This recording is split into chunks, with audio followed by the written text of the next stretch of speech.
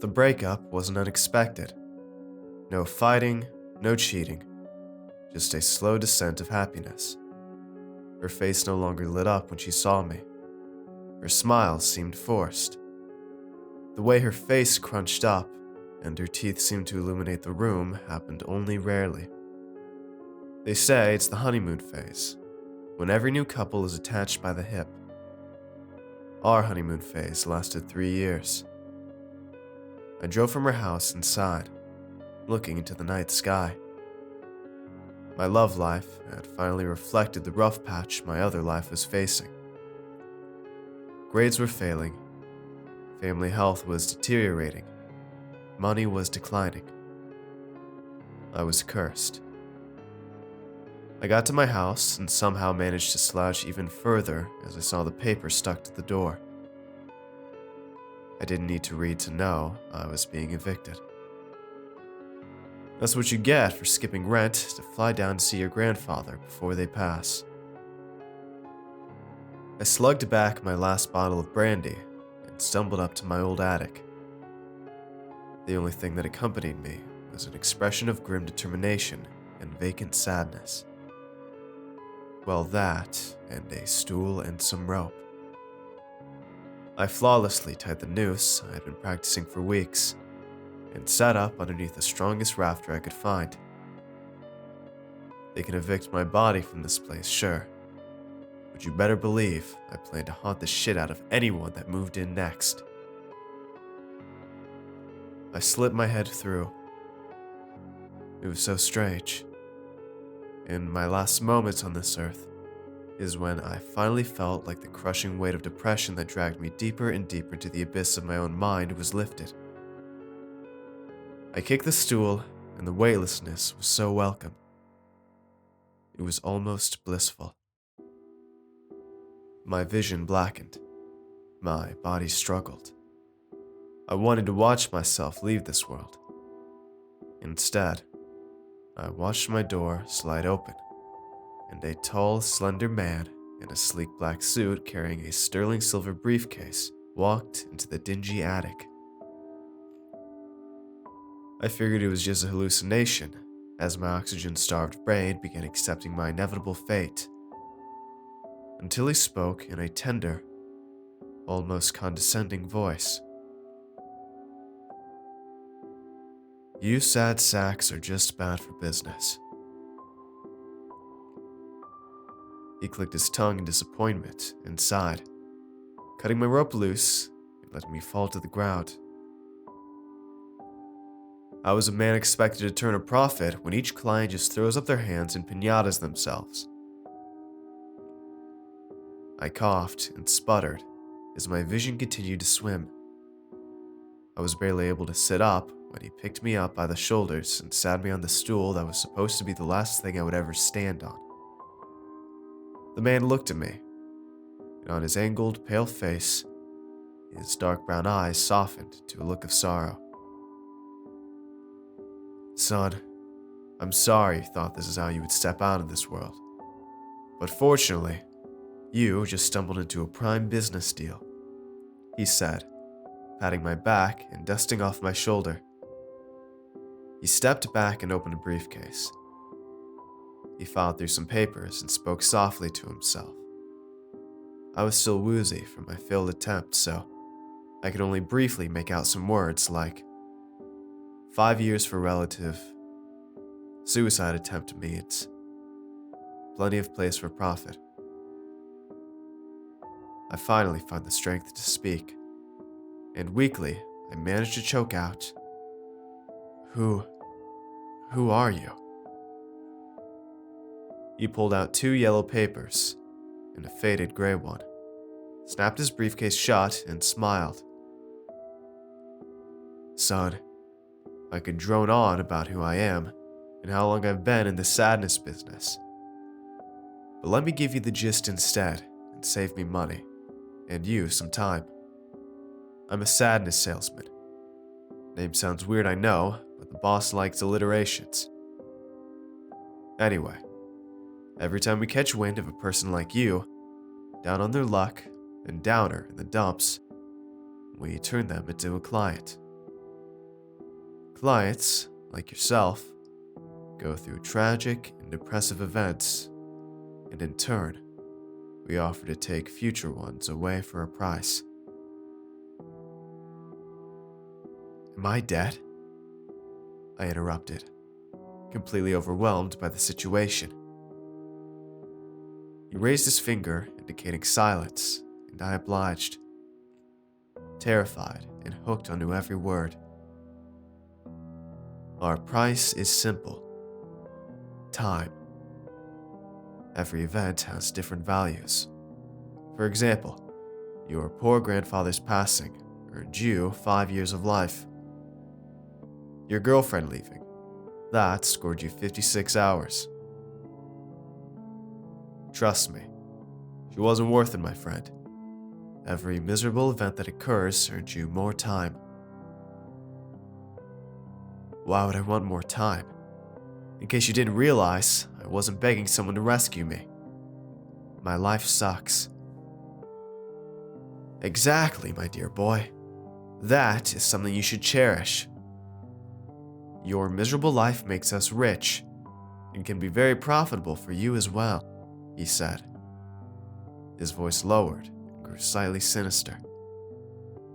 He passed me the first yellow paper, and I almost passed out. On it was each event in my life that brought me sadness, from events in my childhood that I forgot to events that have yet to happen. In big bold letters next to the future events, the word interchangeable was written in red ink. Beside all events were measures of time. Failing a test was worth 5 hours, and my future wife's death was worth 25 extra years. I looked up in shock, and the man was staring at his nails, seemingly disinterested, like predicting all my misery was just another day in the office. Once he realized I was staring at him like a deer in headlights, without a word, he handed me the other yellow paper with a pen. On the second paper, all the events that happened were already crossed out with "cashed out" written in big red letters. Beside the other events were open boxes. Now, my friend, I can tell you are curious as to just how this can be profitable for the both of us, he said, pulling up an old storage box and sitting down. He steepled his fingers and continued. You can trade any sad event in the future with another happy one, but you lose that time on your life. Should you leave everything, you're going to live to 112 years. Ironic, isn't it? Should you trade all events, you'll live a life of nothing but total and uncontrollable bliss, but die in 6 years. Choice is yours. I regret my decision, but in my current state, I checked almost every box. I went from dying at 112, totally miserable, to only 11 more years on this earth. The man's eyes lit up as each box was ticked. He licked his lips as he collected both papers and filed them into his case. As we both stood up to shake hands, I paused. I remembered he had a gray sheet, too. Excuse me, Mr. Salesman, sir? I said, nervously eyeing the paper left on the box where it sat. What's on the gray one? The look of satisfaction left his eyes, and was enveloped with a look of mischief. Well, you see, every good businessman knows the best way to get on top is to open the market, right? Well, he took the paper, folded it in half, and passed it to me. All the rules and regulations for this paper are on the top. Check the fine print. Read and choose. I'll give you 10 minutes. And he turned his back, twiddling his thumbs and whistling softly. With shaking hands, I unfolded the paper and read. Inside were names of all the people, past and future, who would bring me sadness. From people who would slightly inconvenience me, to the politician who crippled my little brother in a drunk driving accident and walked free. By their names, there were checkboxes next to events varying from pet deaths to mass murder of their kin. The instructions for the paper were on top. I could trade seconds to centuries of my life, causing and collecting sadness from each of these people. At the end of the paragraph, I read a single sentence that made my blood boil. It read, "This paper will only be presented if a sadness salesman has been assigned to the reader. All events on previous yellow papers will be carried out by their assigned salesman." I fumed. I crumpled the paper and stared at him, fist clenched. "You did all these things to me?" I screamed. I walked up to his slender frame and threw a punch. Even though he wasn't facing me, the sucker punch was caught by his arm, and he turned, his grip iron-like despite how skinny the man was. "I understand the anger, but this is just business, boy," he said, his voice almost a low growl. "I was only assigned to you 7 years ago. All the events before that were just shit luck. Read the fine print." He relinquished his grip, and with cowering hands, I smoothed the paper and read. "The reader can send a salesman to whoever they please at the cost of 40 years. The reader may also join the ranks of a salesman, provided they pledge their remaining years to the ranks. Each mortal year they had is worth 1,000 years of work." I paused. He looked at me disinterested. "All right, Rocky. You don't have 40 years to give, so I guess I'll chalk you up for just selling sadness, not giving? And no, I cannot tell you who sent me to you." I thought back. Who could have done this to me? Who did I hurt so bad they would send someone to plague my life with such miserable longevity? Why did I deserve this? I could almost feel tears forming when I read the fine print again. Images of the politician drunkenly stumbling out and staring at my broken brother's feeble attempts at crawling away flashed in my mind. Thoughts of how much I did for my girl, and still she left me, plagued my mind. Thoughts of the doctors that ignored my grandfather's claims he was sick infuriated me.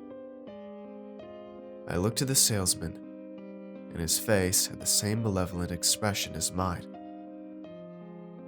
I didn't even need to say I was pledging my remaining years.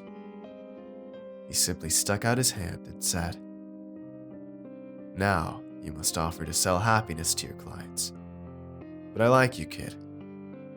I don't think the boss would be too upset if we skipped a few folks and just watched them squirm. Partners?" We shook 3 times. Then I went to my closet to find a suit. I was going for every single person that ran me the wrong way. Every person that stepped out of line just slightly with me. Do you know who you are? Probably not. You didn't have to maim my brother to end up on my list. But I know that it's long, and I have 11,000 years of work to do.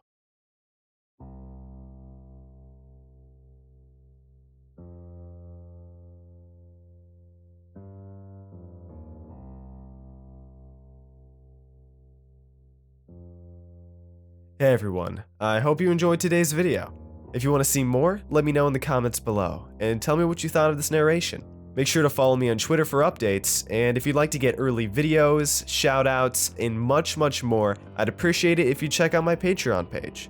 It's a place where you can help support my channel while getting awesome rewards in the process, and every pledge helps out a ton, no matter the size. So if you'd like to see all the rewards I offer and consider becoming a patron, it'd mean a ton to me if you'd click the link in the description and just check it out. And don't forget to show some love to the amazingly talented authors who make these narrations possible. Have a good night, everybody. Cheers.